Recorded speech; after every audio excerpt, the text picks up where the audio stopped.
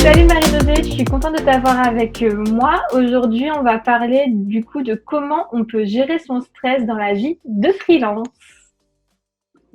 Et Coucou Faustine, merci beaucoup de me recevoir. du coup, est-ce que tu peux nous en dire un peu plus sur toi, ce que tu fais et ton activité? Avec plaisir. Alors, je suis Marie-Josée Yongui, je suis psychologue du travail.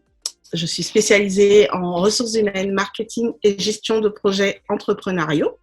Donc, en ce moment, j'accompagne des solopreneurs et entrepreneurs qui souhaitent construire un business à leur image, qui tient compte de leur singularité, avec lequel ils sont en accord. Ok. Et du coup, si on rentre déjà dans le vif du sujet et qu'on parle du stress dans la vie des entrepreneurs, je pense que ça parle déjà à tout le monde, vu qu'on a tous connu ça à un moment donné. Mais pour toi, tu dirais, c'est quoi déjà la définition du stress? Comment on peut le définir? Alors, je pense que le stress, c'est une réaction déjà. C'est une réaction qu'on perçoit face à un déséquilibre entre ce qu'on voulait faire et les ressources dont on pense disposer pour le faire. Si on a l'impression, par exemple, de se jeter dans l'inconnu, d'aller l'entrepreneuriat, ce n'est que ça, ce n'est que l'inconnu. Donc, je pense que c'est pour ça que c'est hyper lié au stress. On ne sait pas ce qui nous attend derrière. Euh, ou alors quand on a l'impression de devoir avoir un nouveau job, on est content de l'avoir, mais par contre, on ne connaît pas l'environnement, on ne connaît pas les collègues et tout. Donc, il y a toujours un petit peu d'appréhension et le corps le ressent. Et tout ça, je pense que ça rentre sous la coupe du stress. Donc, je dirais, pour une définition cadrée, que le stress, c'est quand on ressent une espèce de déséquilibre, qu'on perçoit un déséquilibre entre les ressources dont on dispose et ce que la situation exige de nous. Après, on parle souvent de stress, enfin, le stress, on l'associe au côté négatif, un peu des situations, parce que comme tu l'as dit, c'est l'inconnu, on ne sait pas ce qu'il y a derrière. Mais on peut aussi avoir un peu ce côté stress positif parce que, ok, c'est des choses qu'on connaît pas, on est en train de faire des choses qu'on n'a jamais faites, mais c'est pas forcément que le côté négatif qui, avec le stress. Il y a des fois un petit truc positif aussi. Je suis d'accord avec toi. Euh, Vraiment, c'est un avis très personnel. Je pense que, comme pour toute chose, il n'y a que l'excès qui nuit.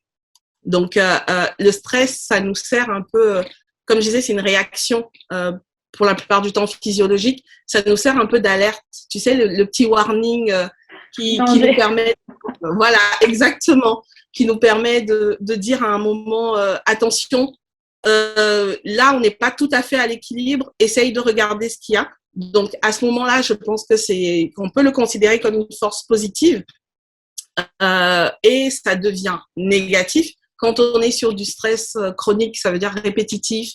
Quand on a, par exemple, au travail, un supérieur qui est constamment sur notre dos et qu'on sait que ça va recommencer le lendemain parce qu'il est comme ça, on n'est plus tendu, on n'est plus en alerte, mais c'est en mode oh oui, je sais que ça va encore me tomber dessus, donc je suis crispée et tendue, et là, ça devient négatif, non seulement pour le corps, mais aussi pour soi et pour l'entourage, et voilà quoi. Mais en général, la petite alerte nous permet de passer à l'action, de nous bouger et d'être alerte à ce qu'il y a autour de nous. Et le fait que ce soit régulier, répétitif, qu'on l'ait assez souvent, en fait, ça épuise et du coup, ça entraîne un tas de symptômes négatifs. Ouais, il faut faire attention aussi à comment on peut gérer justement ce stress ou ces différents stress, parce qu'il n'y en a pas qu'un, comme tu l'as dit, ça dépend de différentes situations. Toi, est-ce que tu aurais des conseils justement pour gérer ces phases de stress? Des fois, ça peut être, on reçoit un email, oh mon Dieu, et là, panique à bord, le stress, on n'ose pas répondre, on retarde ou quoi que ce soit, ou d'autres situations. Il y a plein de situations différentes. Toi, est-ce que tu as des techniques pour mieux, on va dire, gérer ou faire face à ce stress? Honnêtement, enfin, des techniques, il y en a, je pense qu'il y en a autant d'êtres humains que de techniques. En vrai, c'est très personnel finalement, parce que un effet stressant pour toi le sera pas forcément pour moi. Donc, je pense qu'il y a autant de stratégies de faire face que de causes du stress, en l'occurrence. Parmi les points qu'on retrouve chez beaucoup d'entrepreneurs, ou même que moi, j'utilise, notamment, c'est le fait de s'organiser. Déjà, de bien se connaître en premier, parce que du coup, mieux tu te connais, plus tu sais quels sont les points qui peuvent te faire réagir ou sur lesquels tu es un peu insécure.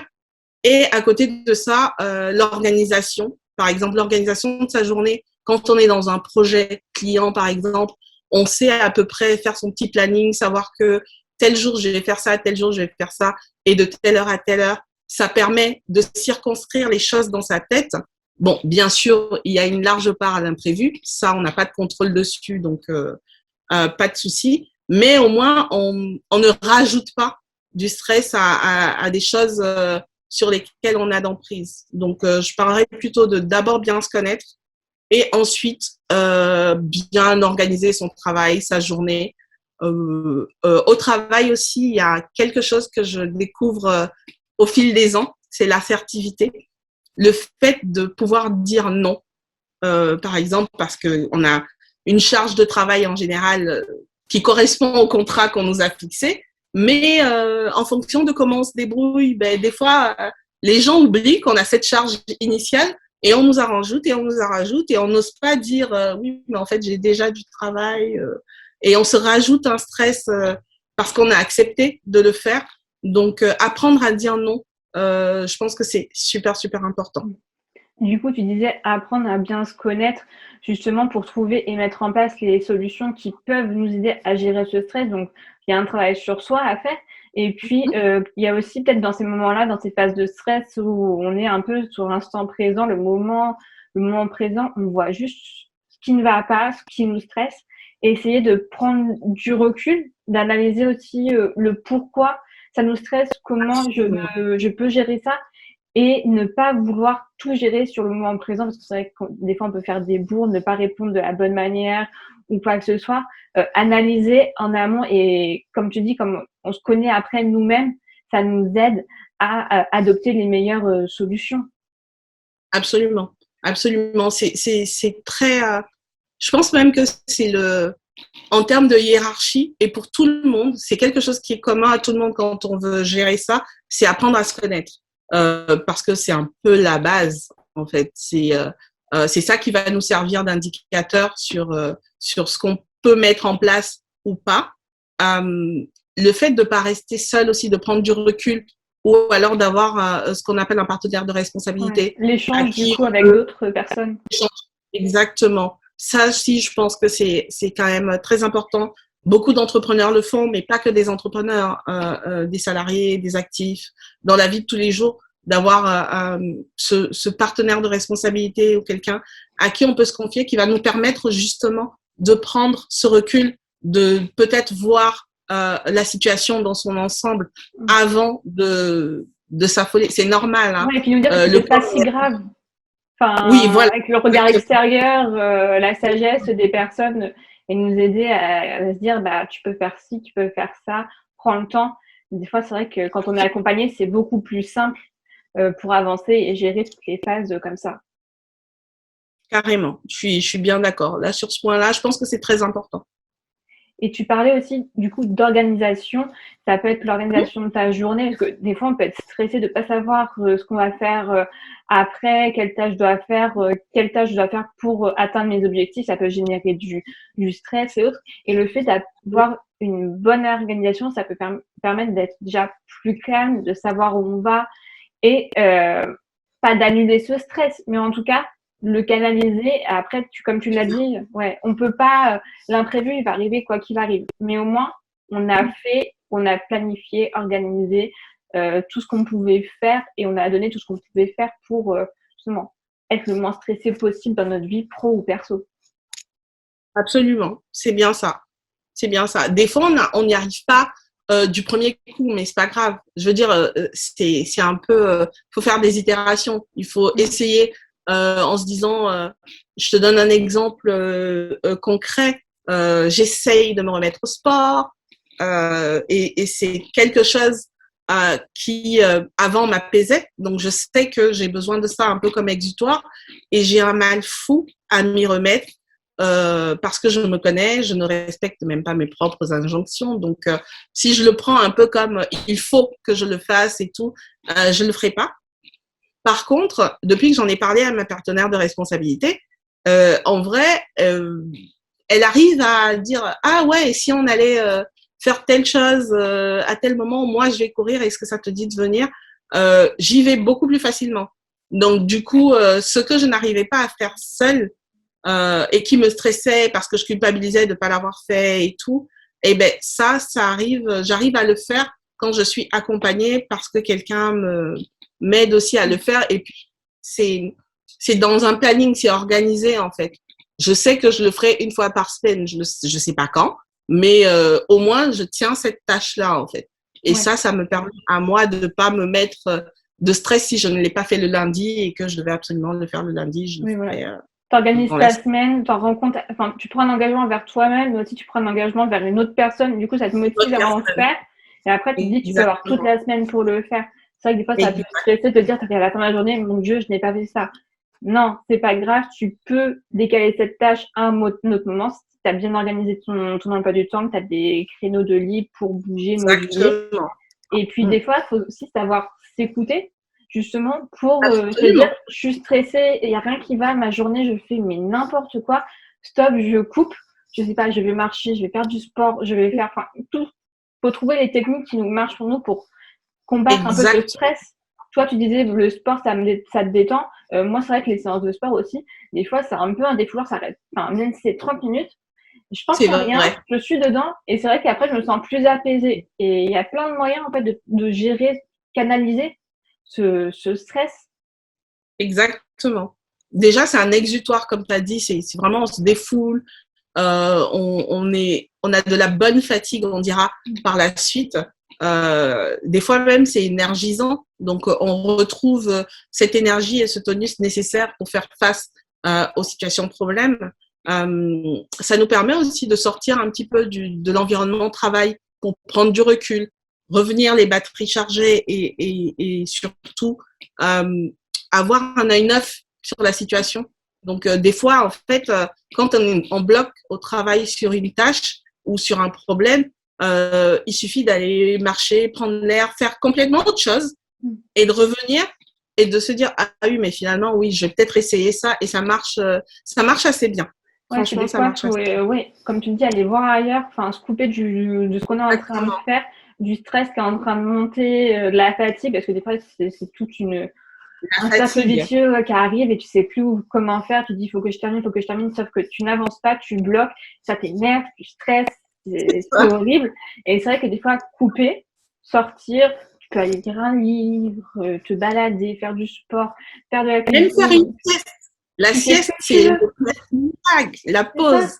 Tu fermes tout, tu fais une sieste et en vrai, tu reviens, les batteries sont rechargées, tu as un œil neuf sur les choses à faire, tu as pris du recul sur ce qui peut te paraître stressant et ça fonctionne plutôt bien. Hein.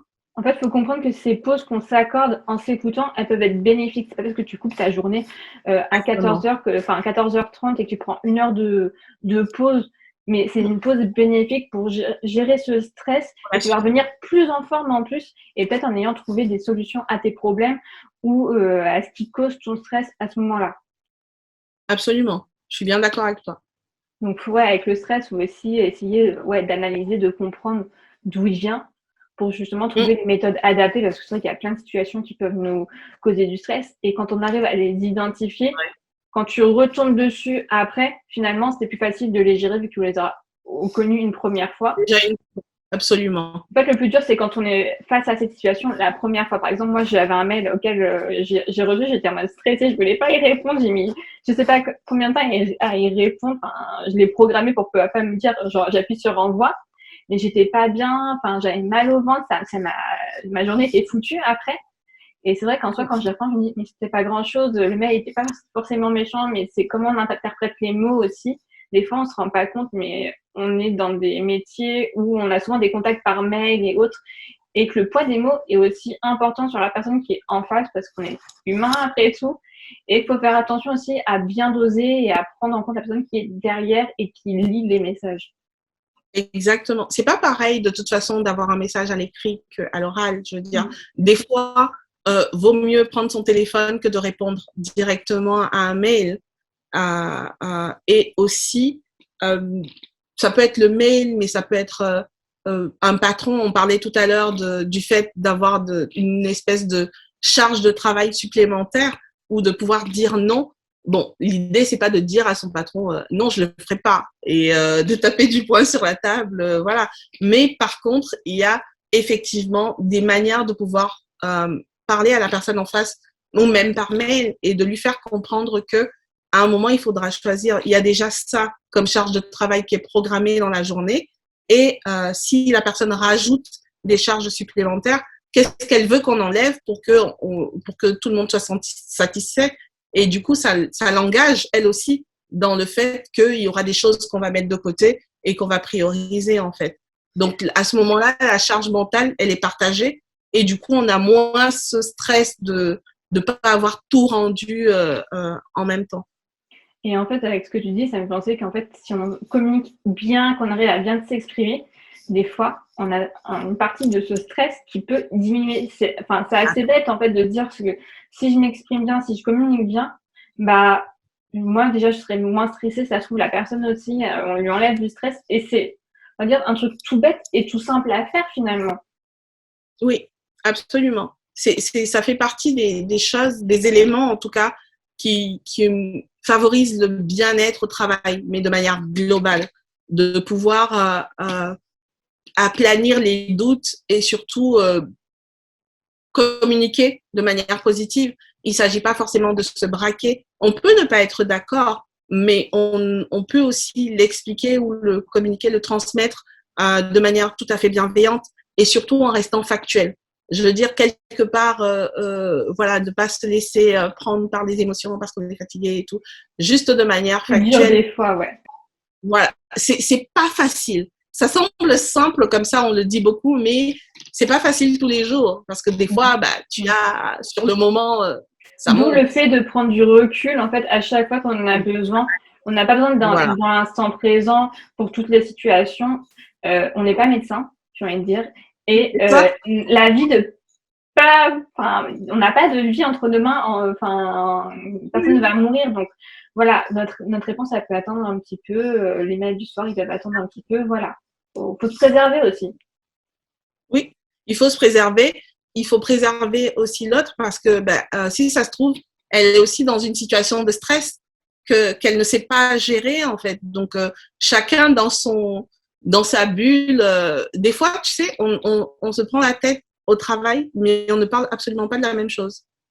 Alors ça peut être le sujet commun, mais il y en a un qui va parler de la cause, l'autre va parler des conséquences, et tout le monde chacun va rester braqué de son côté. Alors que ben, si on prend la peine d'aplanir les choses et de demander, OK, voilà la situation, qu'est-ce qui dans cette situation te pose problème? On comprendra. Des fois, il faut se taire pour pouvoir entendre ce que l'autre a à dire et du coup mettre le doigt sur ce qui gêne réellement en fait. Et ça aussi, c'est une fois qu'on l'a fait, bah, déjà notre stress, ça nous redescend. On va se dire, ah oui, bon, c'est pas de ma faute. Et maintenant, je peux lui apporter une réponse qui va le satisfaire ou avec laquelle il va pouvoir avancer dans sa réflexion. Et du coup, en parlant de stress, des fois, on ressent ce stress, on sent monter ce stress en nous, mais parfois, on a du stress, mais on n'a pas forcément conscience d'être stressé. C'est-à-dire je sais que moi, on m'a dit que je suis une fausse, pas vraiment, je suis stressée, mais ça se voit pas forcément sur moi. Et du coup, c'est vraiment bizarre qu'on dit, ouais, je suis stressée, mais je le ressens pas trop. Et au contraire, il y en a qui sont vraiment stressés, ça va se voir et ça va se ressentir. Donc, on en revient toujours au fait de bien se connaître, mais c'est vrai qu'il faut distinguer ces deux choses, qu'on peut être stressé sans forcément le savoir. Oui, après, c'est vraiment faire attention au corps, comme tu as dit tout à l'heure, s'écouter, savoir connaître ses réactions. Je ne sais pas si ça te fait la même chose, mais Bon, je suis une grande timide de base, donc du coup, les exercices de prise de parole en public, c'est compliqué pour moi. Et à chaque fois, on me dit, mais ça s'est pas vu que tu étais stressée. Donc du coup, j'entends ce que tu me dis, mais moi, à l'intérieur, une fois que l'exercice est fini, je suis épuisée. Il m'a fallu déployer des ressources internes pour pouvoir mener à bien cet exercice. Ça ne s'est pas vu, tant mieux pour les autres, mais pour moi, je suis KO, il me faut une sieste, il me faut couper, il faut voilà, que j'aille faire autre chose. Et là, le fait de se rendre compte à chaque fois qu'on est fatigué après par exemple, cette prise de parole en public, nous permet de se dire, OK, ça, c'est un événement qui m'a quand même demandé des ressources supplémentaires. Le corps a beaucoup donné s'est mobilisé pour que tu puisses faire cette intervention. Et par la suite, il y a besoin de repos. Je veux dire, bon, c'est d'où l'idée d'ailleurs de faire des pauses, de pas enchaîner les situations qui demandent beaucoup de ressources énergétiques au corps pour qu'il puisse se recharger entre deux, quoi. Donc, effectivement, on en revient toujours à la base, bien se connaître et écouter son corps. Ouais, parce que finalement, c'est lui qui t'apporte aussi les réponses parce qu'il te dit les choses qui ne vont pas. Il te dit, attention, danger, là, tu viens de faire du coup, comme tu dis, par exemple, ton pitch, t'es fatigué, t'as besoin de repos. À chaque fois, en tout cas, pendant peut-être les prochaines fois aussi, tu seras peut-être fatigué. Organise-toi bien, comme on disait, pour gérer après, pour te prévoir un petit tampon avant de retravailler sur autre chose. Mais une fois qu'on connaît en fait ce que ça déclenche en nous, moi je sais que pour le stress, quand je prenais la parole à l'oral avant, ou quand j'ai des examens, j'étais stressée pas forcément longtemps avant, mais ça commençait à monter. Par exemple, un petit quart d'heure avant, je commençais à pas être bien. Après, une fois que j'étais lancée et tout sur mon truc, ça allait tranquille. Bon, à la fin, j'avais très très chaud, j'en pouvais plus. Je me suis dit, bah, comme toi, je suis épuisée. J'en peux plus. Enfin, c'est vrai que des fois, on dépense de l'énergie sans s'en rendre compte sur certaines actions. Et bah, le fait que certaines routines, les choses qu'on met en place ou les solutions qu'on va tester au fur et à mesure pour gérer ce stress, ça va aussi nous permettre de gagner cette énergie, de savoir comment optimiser notre énergie, comment la dépenser. C'est bien ça. C'est tout à fait ça. C'est pas évident à faire de prime abord, mais il faut le garder en tête. Il faut vraiment, vraiment y penser à chaque fois. S'écouter un maximum, le maximum possible. Par exemple, il y a des personnes qui vont te dire j'ai mal à la tête, je vais prendre un Doliprane. Oui, bon, c'est un petit warning, une petite alerte.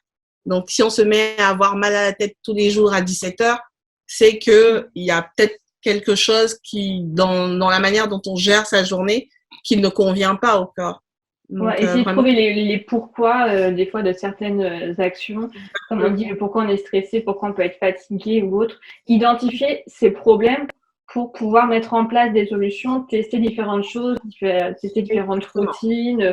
Ça peut être des processus, par exemple, avec des clients, ça peut être ça me stresse, les appels découvertes, certains font des appels découvertes, moi ça me stresse de faire des visios avec des gens ou quoi que ce soit, et je sais qu'il y a des gens qui sont comme ça. Moi, je pense que ça me détend, je suis plus à l'aise qu'au téléphone parce que je vois la personne en face de moi. Si tu me dis au téléphone, moi, tu m'auras pas souvent au téléphone. Par contre, en visio et tout, j'ai aucun souci à faire ça parce que je stresse moins. Je trouve que pour moi, ça me va mieux s'il y a plus de proximité. Pourtant, c'est à peu près la même chose. Mais c'est juste adapter les solutions pour voir quelles sont les choses avec lesquelles tu es les plus à l'aise. Absolument, c'est ça. C'est ça. Il faut essayer, il faut itérer, il faut trouver la stratégie qui nous convient le mieux. Finalement, il n'y a pas de bonne stratégie. Je peux pas donner, par exemple, je peux donner une liste de choses qui fonctionnent pour moi ou pour des gens, mais ça ne veut pas dire que ça va fonctionner pour les personnes qui nous regardent ou pour toi. Ouais. Il faut les adapter à ce qu'on connaît, à ce qu'on est capable de gérer, de prendre à main, ce avec quoi on est à l'aise finalement. Donc, la meilleure solution sera celle qui vous convient en fait. C'est ça, moi je peux prendre l'exemple de la prospection. La prospection, c'est un peu le gros sujet. On ne sait pas par où commencer, comment faire. Il y a des techniques de tous les côtés. Et c'est vraiment, je ne suis pas à l'aise avec ça. Ça me stresse même de me dire il faut que j'aille contacter des gens, même si c'est plutôt bienveillant et en essayant d'avoir ce côté humain. Je ne suis pas à l'aise, je suis stressée et je me dis, voilà, par exemple, chaque jour j'essaie de contacter 2 personnes. C'est peut-être pas beaucoup. Mais pour moi, au moins, je stresse pas trop. J'ai différentes techniques, différents processus avec lesquels je suis à l'aise pour à la fin ne plus avoir ce petit stress au fond et me dire j'y vais pas, je fais quoi, oh non. Et vraiment, c'est vrai que plus on teste, plus on va trouver les choses dans lesquelles on prend plaisir à les faire, c'est pas une contrainte, et enlever cette charge en nous qui, des fois, on dirait pas, mais elle prend beaucoup d'énergie, ouais, comme tu dis, elle est pesante, c'est fou. C'est ça, c'est tout à fait ça. Du coup, pour terminer, est-ce que toi, tu pourrais donner justement un conseil peut-être plus global ou appuyer sur un des trucs que tu as déjà dit avant sur comment on peut gérer ce stress? Tu as dit qu'il fallait bien se connaître, l'organisation. Si tu as un petit conseil ou une erreur que tu as faite que tu peux nous enseigner du coup pour qu'on prenne des leçons dessus, on est preneur. Alors, déjà, je vais revenir sur le fait de bien se connaître. Pour moi, c'est vraiment la base. Quand on reprend l'exemple du sport, c'est quelque chose que j'ai vraiment assimilé. J'ai besoin d'un partenaire de responsabilité, moi, pour impulser l'action. Une fois que je suis lancée, mais juste pour impulser l'action, parce que des fois, tu as la flemme, des fois, tu es un peu feignant sur les bords. Voilà. Avoir un bon support système aussi. Je pense que c'est bien s'entourer, quoi. Je pense que c'est l'une des choses que j'ai appris à mes dépens parce que au démarrage de mon activité en 2013, j'ai tout voulu gérer toute seule. On a les clients, mais en fait, l'entrepreneuriat, c'est pas que la relation client, ce n'est pas que gérer les problèmes de tes clients, c'est sa compta, c'est les liens, les relations sur les réseaux sociaux, c'est ta stratégie, ton branding, c'est énormément de choses que tu dois gérer. On ne voit pas au départ des fois. Des choses, en fait, tu t'imagines pas ça, je pense, quand tu te lances. Je te dis, ah oui, mais ça, je vais gérer, ça, je vais gérer. Et ce qui est important, c'est de satisfaire mon client. C'est vrai, mais il n'y aura pas que ça à faire parce que tu vas laisser cumuler et à un moment, il faudra faire sa comptabilité, rendre des choses, déclarer ses impôts et tout le reste. Et si tu l'as pas fait au fil de l'eau, tu te retrouves bien embêté. Le fait d'avoir, moi, au fil du temps, un bon support système m'a permis de me rendre compte que je ne pouvais pas effectivement tout gérer seule. J'ai pu trouver un comptable, j'ai pu trouver des personnes ressources qui travaillent avec moi dans l'activité, même si je la porte seule, mais qui vont justement me permettre de ne pas stresser sur un certain nombre de choses à faire. Donc, je pense que si vraiment c'est un conseil à quelqu'un qui démarre ou à quelqu'un qui est solopreneur, c'est de ne pas rester seul et penser qu'il peut tout gérer tout seul, en fait. Ça nous rajoute du stress de se dire qu'on est un peu Wonder Woman ou Wonder Man, ou d'avoir des super pouvoirs, ok, mais en fait, on ne peut pas tout le temps tout gérer tout seul. Ouais, il faut vraiment d'accord, ouais. Et automatiser un maximum de choses, avoir des partenaires de responsabilité, trouver des exutoires. Vraiment, à chaque fois, il faut cadrer un maximum et compter, faire confiance aux autres, en fait. Pour avoir testé des personnes avec les responsabilités, les partenaires de responsabilité, c'est vrai que ça aide au moindre souci. On échange, on se rassure les uns les autres, on se fixe des objectifs, c'est du stress en moins, on se challenge ensemble. Et c'est vrai que des fois, on peut déléguer à d'autres personnes, c'est pas grave. On n'est pas obligé de tout faire tout seul, de tout savoir faire. On est des êtres humains, tout simplement. Et si on peut s'enlever des petites doses de stress, c'est mieux pour nous et pour gagner en sérénité et être plus épanoui aussi après. Exactement. Eh bien, Marie-Josée, je suis contente de t'avoir eu avec moi ici et merci pour tous tes petits conseils et ton aide sur ce sujet. Et merci beaucoup. Merci à toi.